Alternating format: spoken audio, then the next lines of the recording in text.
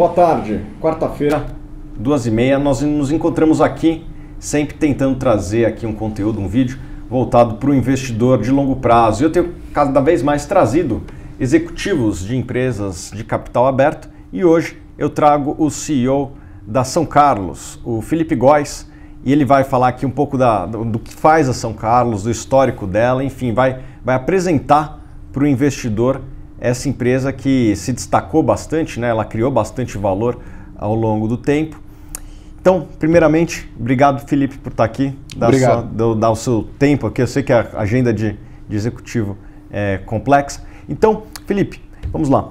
Conta um pouco do histórico, do modelo de negócio da São Carlos, como que ela começou, como é que ela se iniciou. A gente sabe que foi praticamente um spin-off da Lojas Americanas lá atrás. Enfim, conta um pouquinho de como que foi a história da São Carlos e também um pouco do seu modelo de negócio para os investidores, pessoas físicas do Brasil.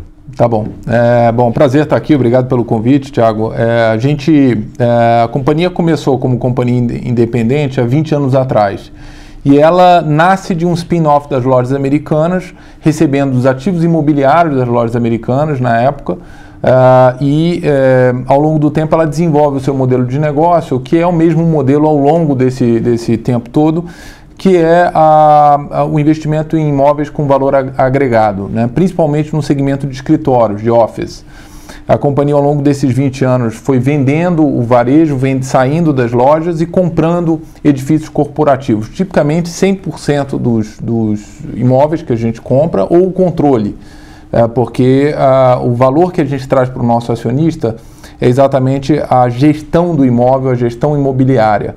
A gente consegue agregar valor no imóvel fazendo obras, né, o chamado retrofit, tipicamente no imóvel existente, em que você moderniza os equipamentos, melhora as condições do prédio e com isso consegue aumentar a receita. A gestão comercial, que é você reduzir vacância, reduzir os espaços vagos, aumentar o valor da locação através de uma melhoria no mix de clientes que você tem no imóvel. E, por fim, a gestão de serviços, né, a gestão operacional do imóvel, né, garantir que quem trabalha naquele empreendimento está satisfeito, tem um bom serviço à sua disposição. Então, esse é o grande diferencial. É uma companhia que a gente define como companhia de valor adicionado. A gente compra imóveis que têm desafios, que tem problemas a serem resolvidos, resolve esses problemas e uma vez que o imóvel alcança um nível de estabilidade, a gente então desmobiliza, vende esse imóvel e entrega esse recurso para o acionista. Eu acho que uma forma boa de exemplificar o nosso modelo é trazer um caso prático, né? Nós compramos em 2012 um imóvel aqui em São Paulo, na região... Posso te interromper? Sim. Conta um pouco do RNGO, porque tem muita gente aqui que investe em fundos imobiliários. Claro. Tem o RNGO 11, né, que era um ativo da São Carlos. Então, eu acho que é legal trazer esse caso. É um ótimo caso. Porque eu acho que também mostra o outro lado da moeda. Né? Exatamente. Esse é um caso típico também, né? O RNGO é um imóvel em Alphaville, né, o Rio Negro. Esse imóvel foi comprado pela São Carlos entre 2007 e 2008. A gente, então, era um imóvel que tinha muita vacância, era um imóvel que tinha um terreno ao lado vazio. Então, o que nós fizemos foi agregar valor através da gestão comercial do imóvel, da melhoria do serviço, aumento da locação e, particularmente nesse terreno ao lado, a gente construiu uma terceira torre. Eram 2 torres comerciais, fizemos uma terceira. O Bradesco comprou essa torre e a gente teve aí um bom resultado. E em 2012, quando o imóvel já estava com a receita estabilizada, nós fomos a mercado e colocamos um fundo imobiliário com esse ativo, que é o RNGO 11. E esse fundo, então, o imóvel já estava com a receita estabilizada e vem muito bem de lá para cá porque é um imóvel de alta qualidade. Quer dizer, o conceito da companhia não é o conceito de construir o maior portfólio, ser a maior companhia, mas sim ser a mais rentável. Isso é o mais importante para a gente. Então, quando o imóvel atinge a sua estabilidade do ponto de vista de receita, a gente vende, né? Esse é a forma como a gente trabalha. O outro exemplo que eu ia citar, para aproveitar aqui, é o exemplo do Centro Empresarial do Aço, que fica na Jabaquara, um imóvel grande ali próximo do Itaú, da sede do Itaú. Esse é um imóvel que a gente comprou em 2012, foi comprado por 186 milhões à época. Era um imóvel que tinha um trabalho para ser feito na área de gestão comercial, né? A gente tinha que melhorar as receitas, trocar o mix de locatários. era de propriedade de um fundo de pensão que não dava tanta atenção ao imóvel porque não é o core business do fundo. Então, o que a gente fez? A gente trabalhou essa alocação, melhorou a receita e vendemos esse imóvel no ano passado por 296 milhões. Esse é um projeto que gerou para os nossos acionistas uma TIR real de 15% ao ano depois de todos os impostos pagos. Então, exemplifica o tipo de trabalho que a gente faz. Esse é o modelo de negócio da companhia. E um outro fato importante a ressaltar é a companhia ela tem uma estratégia muito estável ao longo dos anos. A gente sempre teve essa visão de valor adicionado. O nosso foco é rentabilidade, entregar rentabilidade para o nosso acionista ao longo do tempo. Nosso negócio não é renda, como é, por exemplo, a maioria dos fundos imobiliários, que é a distribuição de uma renda constante na medida do possível ao longo do tempo. Nosso negócio é outro, é criação de valor para os acionistas ao longo do tempo. Uhum. Ele contou aqui um pouco do histórico da empresa. Conta um pouco também do histórico da gestão, da onde que é a escola dos principais executivos. Eu tive com o Felipe, talvez ele nem lembre, lá em 2011, eu estava lembrando, né, lá no Copacabana Palace, no evento de investidores. Talvez você seja aí o CEO mais tempo à frente de uma empresa de capital aberto. A gente estava tentando fazer um exercício aqui, se a gente encontrava alguém, não veio ninguém na mente nesse primeiro momento. Mas enfim, conta um pouco do histórico seu, dos principais executivos e também quem são os principais acionistas da empresa. Tá. Bom, a companhia tem uma cultura que a gente chama de cultura de dono, né? A nossa visão é a seguinte, os principais executivos têm que ter uma atitude, uma cabeça e o dia a dia tocar a companhia como dono, né? E existem alguns princípios ao redor disso. Quer dizer, um dos princípios é uma visão de longo prazo, naturalmente, e ter a sua remuneração atrelada aos resultados da companhia.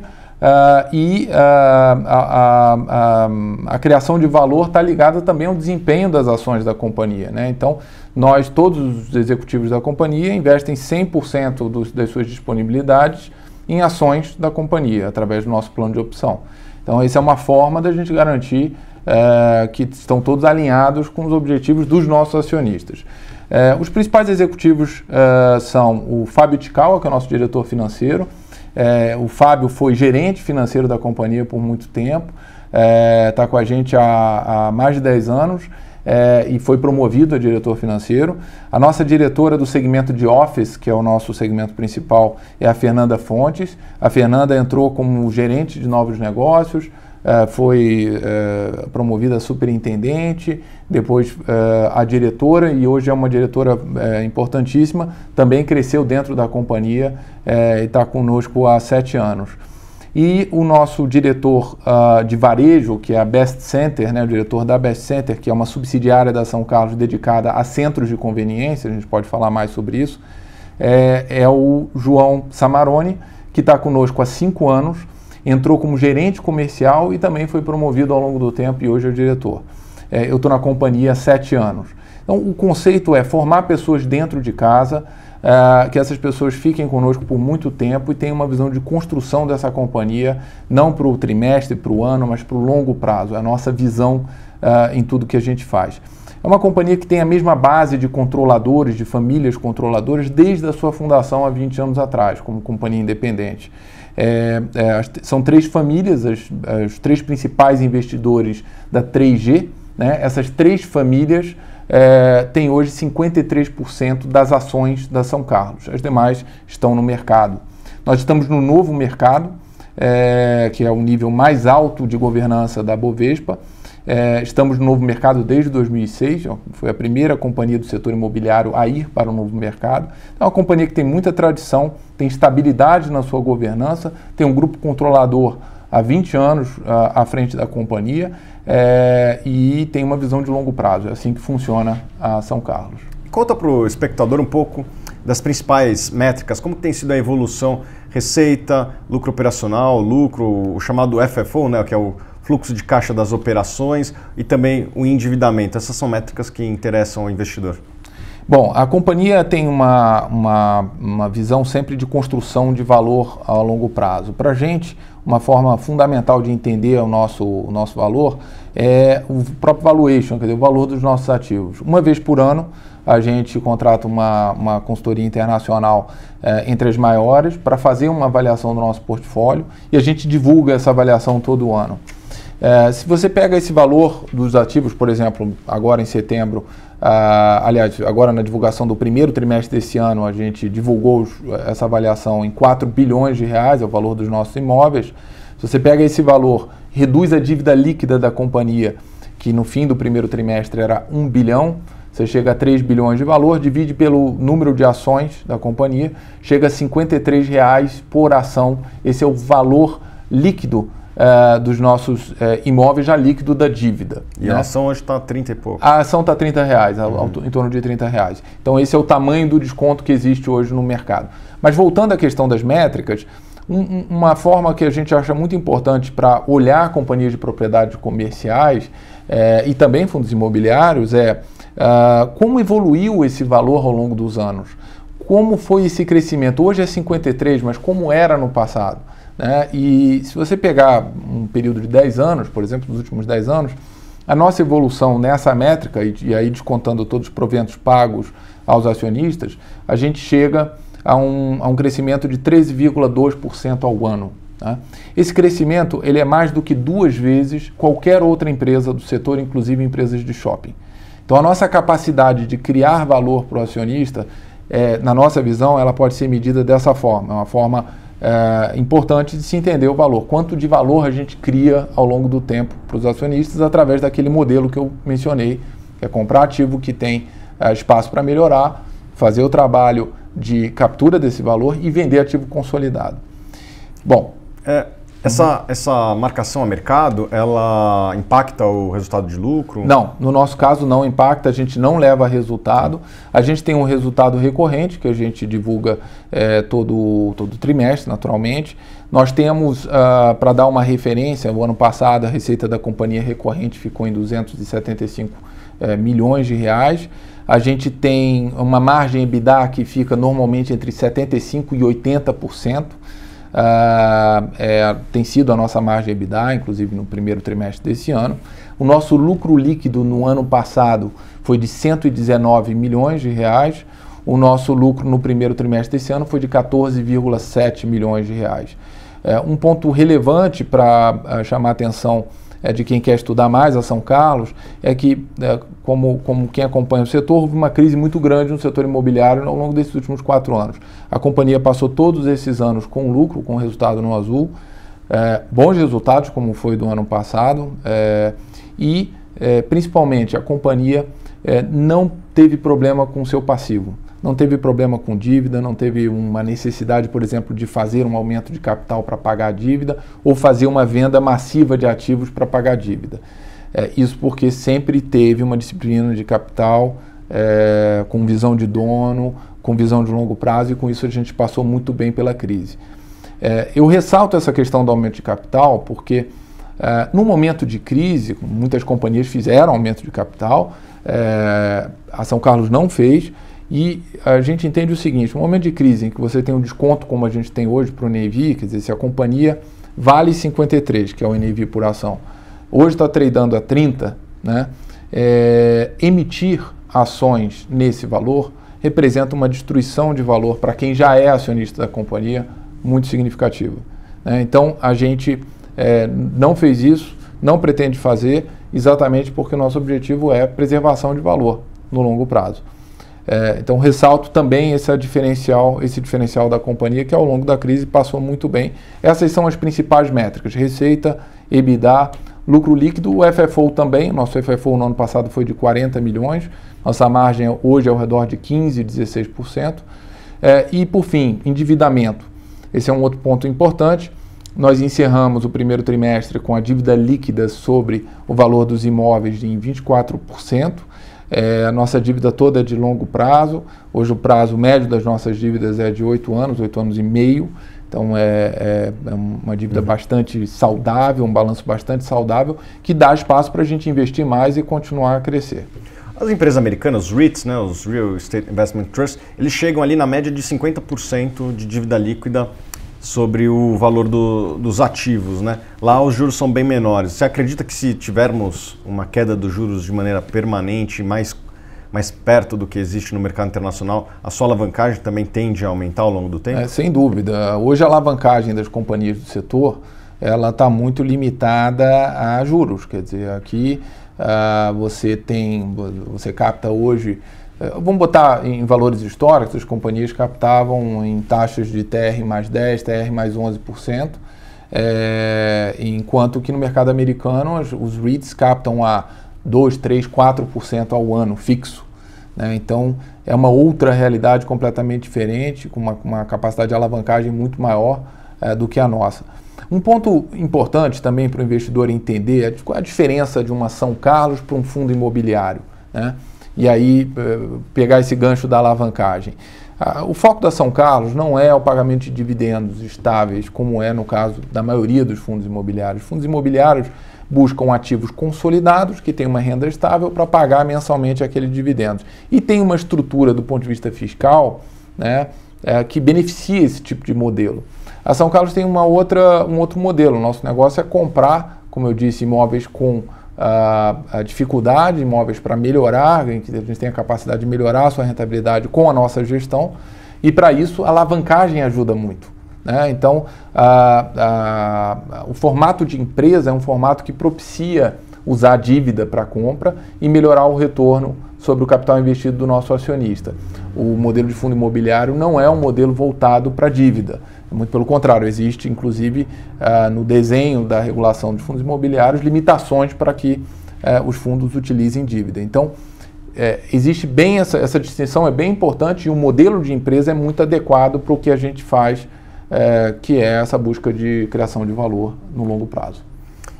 E a pessoa que queira adquirir ações da sua companhia, obviamente ela tem que estar ciente dos riscos. Quais riscos você considera que a pessoa do outro lado tem que saber que está correndo? Bom, os principais riscos são, em primeiro lugar, o risco de vacância, imóveis que tenham espaços vagos. Segundo lugar, a compra de imóveis inadequados para a estratégia da companhia. E terceiro lugar, endividamento excessivo. Esses são os três riscos principais. O primeiro deles, que é a vacância, como é que a gente faz para minimizar esse risco? É investir muito no nosso time comercial, a nossa equipe, que é uma equipe de altíssimo nível, com muito expertise. Então, por exemplo, a companhia encerrou o primeiro trimestre com uma vacância no nosso portfólio de 14,7%. Esse é o percentual de espaços vagos dentro do portfólio da companhia.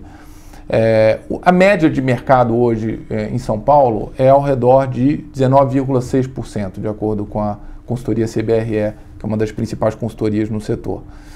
Então já estamos bem abaixo de São Paulo. No caso do Rio, a vacância média do mercado é 26%. Né? Nós temos imóveis aqui e temos no Rio também. Então, nossa média, 14,7%, é uma média bastante abaixo. Então, a nossa capacidade de minimizar risco é isso, uma gestão comercial de altíssimo nível.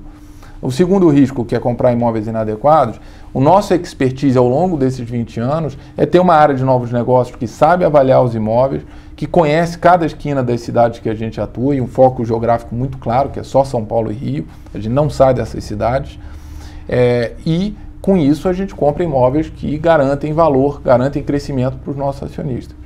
Em terceiro lugar, que é a questão do endividamento, é a questão da visão de longo prazo, é não tomar a dívida em dólar, que fica descasada com a receita do nosso negócio, é não ter dívidas de curto prazo, que não tem um casamento com uma visão do setor imobiliário, que é uma visão de longo prazo.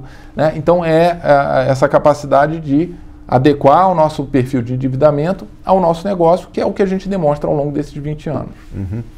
Tem um livro americano que chama Tale of Two Cities, né? Conta um pouco das duas principais cidades, são dois contos diferentes, São Paulo e Rio. São duas realidades de fato muito diferentes. Eu diria o seguinte: São Paulo hoje, no nosso segmento de escritórios, já é uma cidade em recuperação.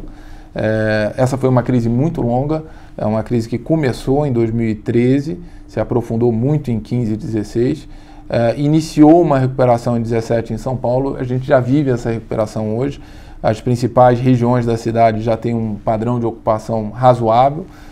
Por exemplo, a região da Avenida Paulista e da Faria Lima hoje tem níveis de vacância já em equilíbrio, e as outras regiões estão num processo de ocupação bastante bom nesse momento. Isso acontece porque São Paulo é uma cidade que tem uma dinâmica muito interessante pela variedade de setores que estão aqui presentes, é a sede das maiores empresas que atuam na América Latina, Então, por definição, quando você tem uma redução da oferta, que é o que a gente tem hoje claramente, muito poucos projetos em desenvolvimento, o mercado rapidamente se adequa e você então alcança o equilíbrio. Então, está claramente em recuperação o mercado de São Paulo.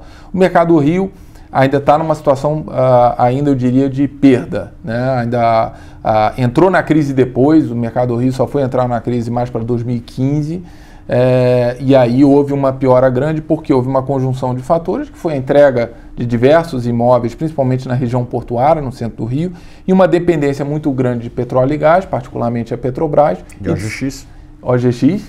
E bem lembrado, e o setor público. Né? E esses setores todos vivendo uma crise nos últimos anos. O setor de petróleo e gás começa a sair agora da crise, o mercado do Rio começa a dar uma respirada, mas não dá para dizer ainda que está num processo de recuperação. Ele virá, porque o mercado imobiliário é sempre cíclico. Então, um conselho interessante para o investidor que está atento ao setor imobiliário é olhar as ações e olhar a ação da São Carlos, por exemplo, e perceber que nós estamos hoje, de fato, num momento de início de recuperação do setor. Então, existe sim uma oportunidade de apreciação dos valores dos ativos bastante significativa, inclusive sobre o valor dos R$53 que eu mencionei anteriormente. Já tem um desconto dos 30 para os 53, né? E mesmo os 53 hoje consideram esse estado que a gente vive hoje de crise na economia e particularmente no setor imobiliário. Felipe, a quem é indicada a ação da São Carlos? Quem que deveria procurar? Ou o que a São Carlos tem a oferecer? Que tipo de acionista você gostaria que tivesse na sua base de ações? Bom, eu acho que a melhor forma de olhar para São Carlos, de entender o nosso negócio, é o seguinte: quem gosta do setor imobiliário e entende que existe apreciação ao longo do tempo no setor, mas não quer ter a apurrinhação de fazer a gestão, comprar o imóvel, fazer a locação, quer dizer, a gestão do dia a dia que você precisa ter se você for dono do imóvel diretamente. Quando compra uma ação da São Carlos, já está comprando uma gestão provada, com 20 anos de experiência, já está comprando uma governança absolutamente sólida, uma visão de longo prazo e uma performance, um track record que é muito claro e provado. Então, você compra o setor, você compra o crescimento, mas com um plus que é a nossa expertise e a nossa experiência. Então, quem tem, eu diria que é principalmente para quem acredita no setor imobiliário, tem visão de longo prazo, né, e busca a criação de valor. Como eu disse, o nosso negócio aqui é criar valor para os nossos acionistas no longo prazo. Não é o pagamento de dividendos. Se for para buscar dividendos, simplesmente, é mais fácil comprar um fundo imobiliário, né? Mas se for a criação de valor no longo prazo, visão de longo prazo, e aposta no setor com um time com experiência provada, São Carlos é uma excelente opção. Então tá. Muito obrigado. Queria agradecer aqui. Também tem profissionais da equipe de Relações com Investidores da São Carlos aqui também presentes. Gostei muito da entrevista e, mais uma vez, obrigado. Se quiser dar um último recado aí. Obrigado, foi um prazer falar com vocês. Prazer estar aqui com você. Muito obrigado. A gente está sempre à disposição na São Carlos para conversar com qualquer investidor. Basta procurar a gente ou acessar o nosso site. Tem algum evento anual para os acionistas? Tem um evento anual que a gente faz sempre no fim do ano. A gente divulga no nosso site, saocarlos.com.br. E contem com a gente, basta ligar lá no RI, acessar o nosso site, mandar mensagem, a gente está sempre muito disposto. Ótimo. Muito obrigado. Aqui a gente encerra mais um programa Fundamentos, um programa orientado para o investidor de longo prazo. Bons negócios e até quarta que vem.